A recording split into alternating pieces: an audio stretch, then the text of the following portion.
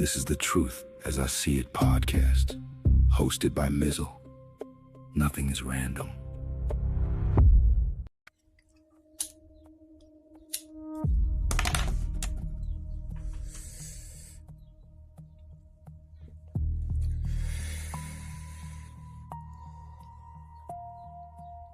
This is the Truth as I See It podcast, hosted by Mizal. And today, we're talking about Dr. Cheyenne Bryant. Not as gossip, not as internet drama, not as a pile on.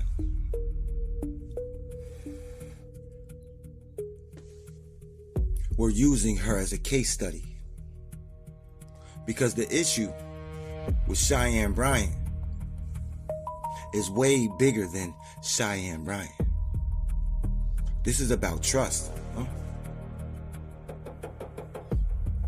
It's about how a title can create authority before people even verify anything. It's about how confidence can sound like qualification. It's about how helping people can become a business model. And it's about how public figures can demand accountability from everybody else while avoiding the same level of scrutiny themselves. That's why Cheyenne Bryant is worth discussing. Yeah. Because when somebody builds a public brand around relationships, healing, mindset, trauma, growth, and emotional guidance, the audience has a right to ask basic questions. Like, what exactly are you offering? What exactly are you qualified to do? Who is this really helping? And does your public image match the message you selling? That's the conversation right there. Because once people trust the presentation, they stop checking the structure, They stop checking the structure. And that's where the business of trust begins. That's where the business of trust begins. Again, this is the Truth as I See It podcast, hosted by Mizal. And this episode is titled The Hypocrisy of Dr. Cheyenne Bryant, the Business of Trust. Now, this may not be the truth that everybody likes, but it's damn sure the truth as I see it. Nothing is random. The authority brand. Let's start with who Cheyenne Bryant is in the public eye. Her own public-facing biography describes her as a psychology expert and a renowned life coach. It also connects her to media, to books, television, speaking engagements, leadership work, and major publication. That matters, because this is not someone casually giving life advice from the sidelines. This is a full authority brand. This is a full authority brand. She speaks on relationships, behaviors, emotional maturity, healing. She speaks on self-worth. She speaks like someone positioned to correct people. And that's where the title doctor becomes extremely powerful. Most people don't hear the word doctor and pause to investigate what kind of doctor. They don't ask, is a person, a licensed psychologist, a licensed therapist, a licensed life coach,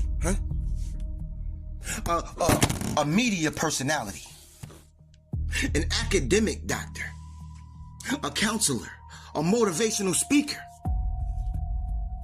Most people hear the word doctor and they think that person is official.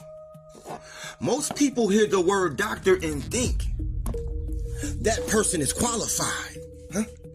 Most people hear the word doctor and think she verified. They verified. Yeah.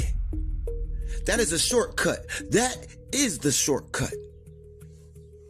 And that shortcut only benefits the brand. The public sees the title, doctor. They hear the confidence from the doctor. They see the platforms that the doctor is on. They assume the rest. That's not a small thing at all. Because when the subject matter is relationships, trauma, healing, and emotional guidance, people that are requiring those services often are coming from and listening from a vulnerable place. Aren't people like that confused? Aren't people like that hurting? Don't they want clarification? Clarity? Aren't they seeking direction? And when someone speaks with such certainty, that certainty can feel like safety. But that certainty is not proof of a damn thing. A title is not automatically clarity. A platform is not verification. And the first contradiction with Cheyenne Bryant's brand is that the authority is obvious. The public understanding of that authority is not. So the question is not, can Cheyenne Bryant build a brand? Because of course she can, everybody can. The question is, does the audience, you, me, everyone else, does the audience clearly understand what kind of authority they are trusting? That's where the scrutiny begins. That's where the scrutiny begins.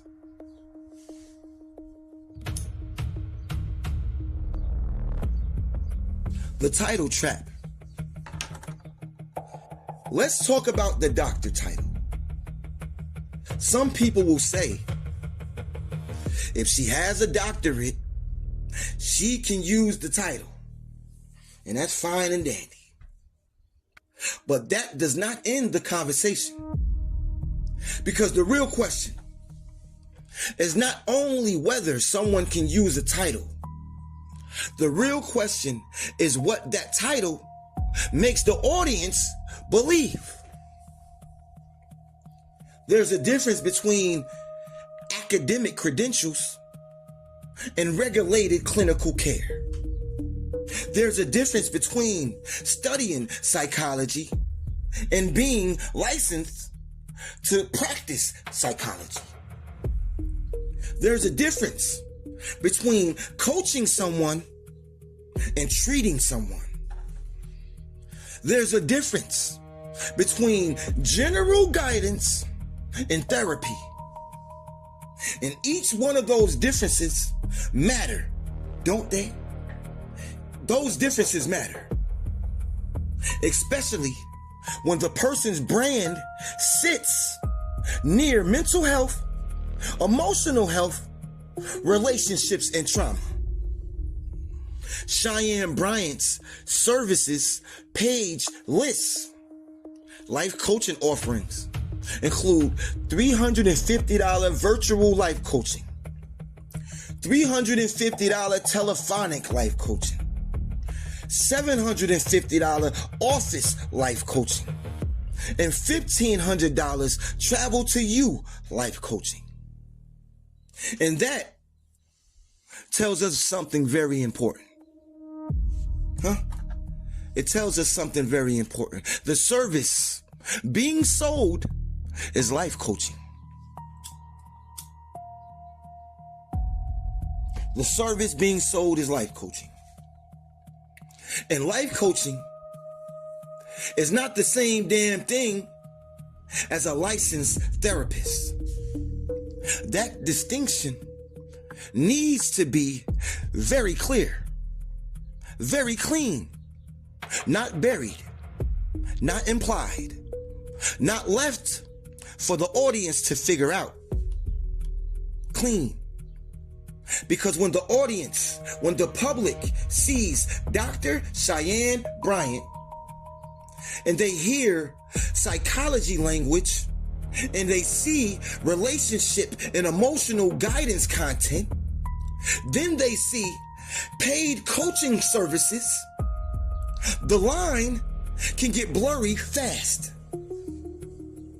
And blurred lines only benefit the seller, not the consumer. Blurred lines only benefit the seller, not the consumer. Now, I'm not saying coaching is automatically bad. A good coach can help people organize their thoughts, create structure in their lives, build discipline, and make better life decisions. But coaching does not carry the same regulatory structure as therapy. The standards are different. The oversight is different. The accountability is different. And that is why transparency matters. Her institute describes itself as a mental health and life coaching based institute that trains and provides life coaching from a hybrid model. That language is exactly why this conversation matters. When you put mental health next to life coaching, psychology expert, and hybrid modality in the same ecosystem, the audience needs to know exactly where the line is. What is coaching? What is clinical? What is education? What is therapy? What is not therapy, Because the public should not have to decode a brand to understand what they are buying. Especially not when the product is emotional guidance. When someone buys a shirt, ambiguity is annoying. When someone buys help for their emotional life, ambiguity can be dangerous. That's the title trap. The title creates trust. The language deepens the trust. The platform reinforces the trust. And by the time people get to the service page, they may already believe more than what is actually being offered. That is why this is not nitpicking. This here is consumer clarity. This is consumer clarity, baby. If you're a life coach, you need to say you're a life coach. If you are not operating as a therapist, you need to make that impossible to misunderstand. If you are using doctor while selling coaching, then you should expect people to ask what title means in practice. Because if you are going to sell trust, you should at least expect verification. You should expect verification.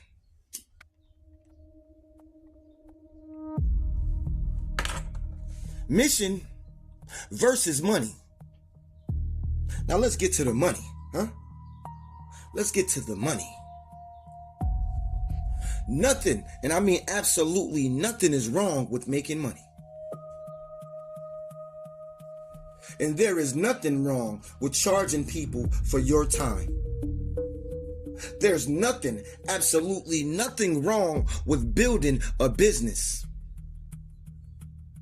The issue is alignment. Things have to be aligned. If your message is, I help people, I change lives, I care about the community, I want to help people heal, then your pricing and access becomes part of the conversation. Cheyenne Bryant's publicly listed coaching options include $350, $750, and $1,500 services. Again, she has the right to charge those prices, but the public has the right to ask what those prices reveal about the model.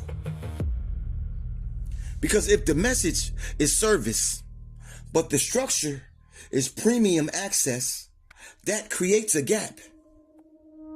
And hypocrisy usually lives in the gap between what people say and what they structure. Not what they say, what they structure, huh?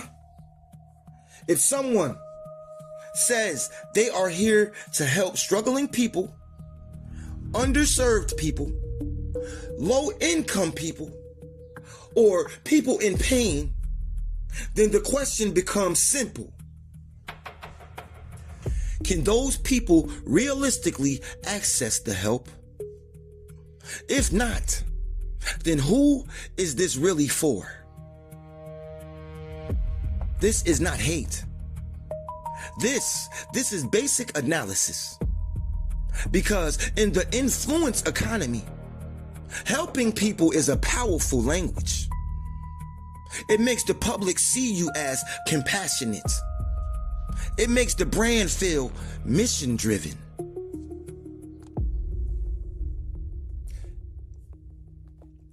It makes the audience emotionally trust you. Because emotional trust can become a funnel. Emotional trust can become a funnel. First, the audience believes you care. Then they believe you can help. Then they believe access to you has a special value. Then the price becomes easier to justify. This is the motto. Relatability builds trust.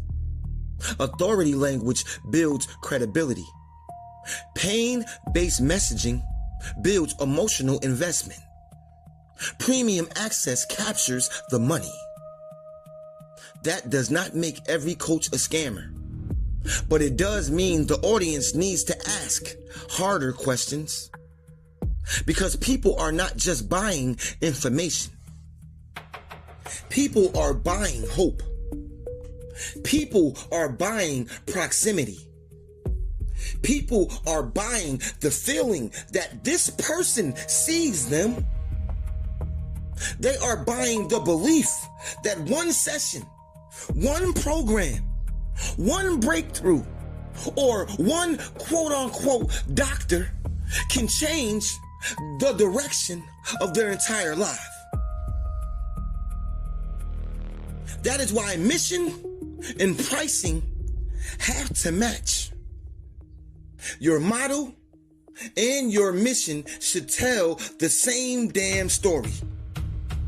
And if they don't, people have the right to question the contradiction. So, with Cheyenne Bryant, the question is not, should she work for free? Hell nah. The question is the image of service being used to sell premium access? is the image of service being used to sell premium access? That is the money question, and it deserves to be asked.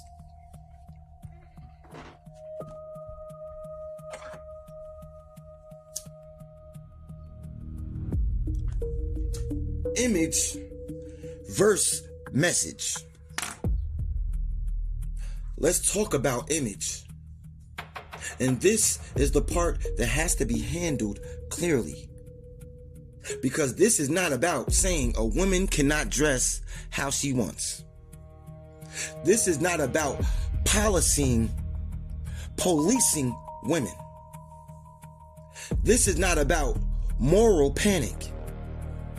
This is about brand consistency. This is about brand consistency. Because when public figures do not only teach through words, they teach through presentation. They teach through behavior. They teach through what they normalize. When someone builds a platform around discipline, relationships, emotional maturity, self-respect, healing, accountability, and better choices, their public image becomes part of the message. And that is not unfair at all. That is the influence. If Cheyenne Bryant is going to position herself as a guide for people's relationships and life decisions, then how she moves publicly is not separate from the brand. The audience, you, me, will always connect the two, as they should, as we should, because influence is total. Influence is the net gross. It includes the interviews, the clips, the outfits, the captions, the events, the celebrity rooms, the pricing, the language, the contradictions. It includes every damn thing. So when her public presentation appears to conflict with the values she speaks on, people are allowed to ask, what standard is being modeled? Not, can she wear this? Because that would be the wrong question. The better question is, does the image reinforce the message, or does it compete with it? Does the image reinforce the message, or does it compete with it? Because if the message is discipline, but the image leans into spectacle, that creates tension. If the message is self-respect, but the brand leans into attention economics, that creates tension. If the message is guidance, but the presentation feels celebrity driven, that creates tension.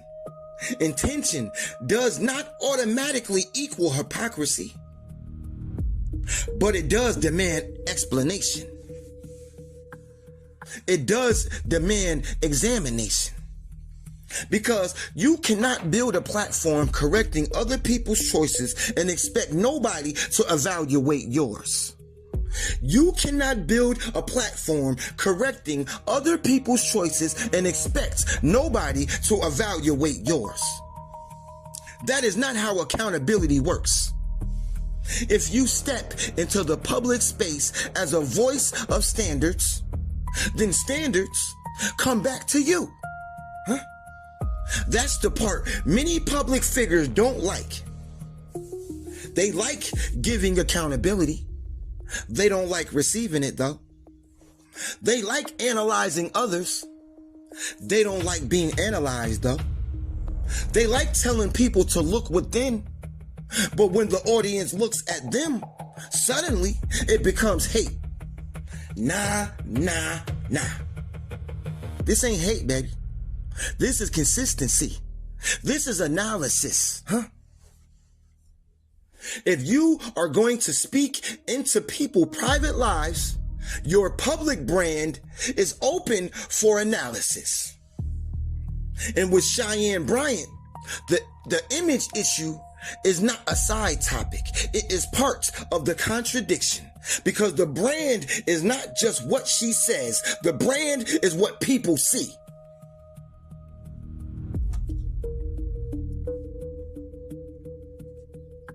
The final verdict. The trust economy.